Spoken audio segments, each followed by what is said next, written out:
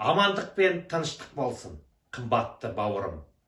Құдай сені ерекше сүйеді, және Құдайдың ерекше жоспары бар сенің өміріңде. Я, сен бір затты түсін, бауырым. Құдай сені құтқарып алды. Анаңның құрсағында жатқанда. Сені Құдай таңдады.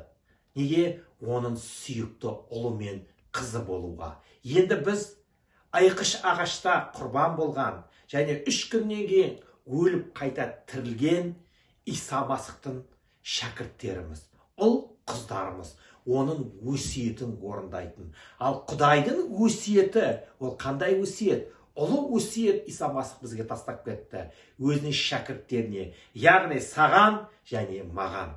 Ол былай дейді: жан тәніммен, бүкіл ой санаммен Құдай әкеңді сүйді. Аумин. Құдай әкені сүйді. Бүткіл ой санаммен, жан тәніммен Құдайға қызмет ет, оны құрметте, оған құлшылық ет. Және екінші өсиеті: өзіңді қалай сүйсен, өзіңді қалай жақсы көрсен, маңайындағы адамдарды да дәл солай жақсы көр дейді. Ол нені білдіреді? Жақсы көру, сүйіспеншілік, мейірімділік, ол Құдайдың бір қасиетті есімі. Аумин.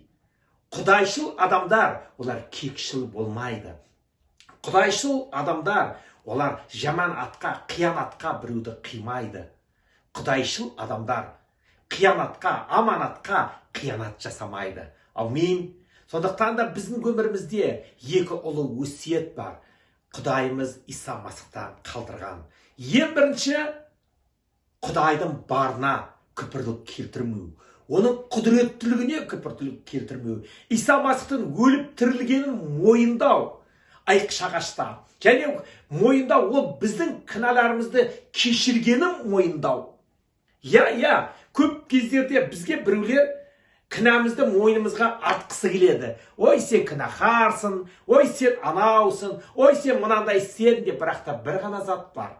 Егер де сен Құдайдың алдына келіп, я Құдай әке, мен пендеммін, кешірші мені, мен сенің алдында кінә жасадым десен, Құдай сол мезетте сенің кінәларыңды кешіреді.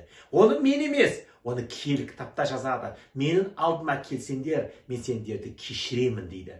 Және егер де сендер дейді, сендер, мен сендерді құтқаратыныма дейді. Өйткені киелі кітапта не айтады? Киелі кітапта Иса айтады: мен көктегі әкемнің қасына кетіп бара жатырмын.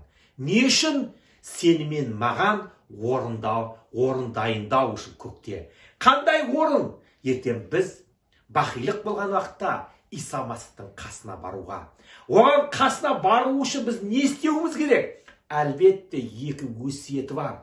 Ең бірінші, Иса Масихты Тәңір ием деп қабылдап, оның алдында кешірім сұрап, кінәларыңды мойындау. Екінші, ұлтқа, тілге, дәстүрге бөлмей барлық адамдарды не істеу керек? Жақсы көру керек, сүйе білу керек. Оларға құрмет көрсете білу керек. Оларды өзінен жоғары сана. Өйткені Құдай әкем, ол адамдарды да тура сен сияқты жақсы көреді. Сен сияқты тура Құдай әке сені қалай жақсы көрсе, оларды да солай жақсы көреді. Сондықтан да біз не істеуіміз керек? Біздер оларға сүйіспеншілік көрсетуіміз керек. Оларды өзімізден жоғары бағалауымыз керек. Олардың қателіктерін, сенуші бауырлардың қателіктерін беттеріне баспай, оларға мүмкіншілік беруге. Исаның есімі ол мүмкіншілік. Қандай мүмкіншілік? Айқыш ағашқа апару. Айқыш ағашта не істетеді? Ол кінәларынан бостандық арылту. Өйткені Матай жазған ізгі хабарда айтады: шаршап шалдыққандар, денелеріне ауыр жүк басқандар, маған келіңдер дейді. Не үшін? Мен сендерді қайда дейді? Тыныштыққа бөлеймін дейді. Тыныштық қайдан келеді? Тыныштықты тек қана Құдай береді. Адам бере алмайды. Тек қана Құдайда тыныштық бар. Бақытты сол адам, Иса Масихты танитын. Бақытты сол адам, Құдайдың тыныштығына кенелетін. Тыныштық беруші ол жалғыз Иса. Аумин. Мен сенемін. Сен сол адамсың. Жан тәніңмен Құдайды жақсы көретін. Және қасындағы бауырларыңды да, ұлтына, тіліне, дәстүріне қарамай жақсы көретін және Құдайдың тыныштығына бөлелген. Иса Масих сені жарылқап баталасын, қымбатты бауырым. Мен сені жарылқаймын. Құдайдың ақ батасын сұраймын сенің өміріне. Аллилуйя. Аумин.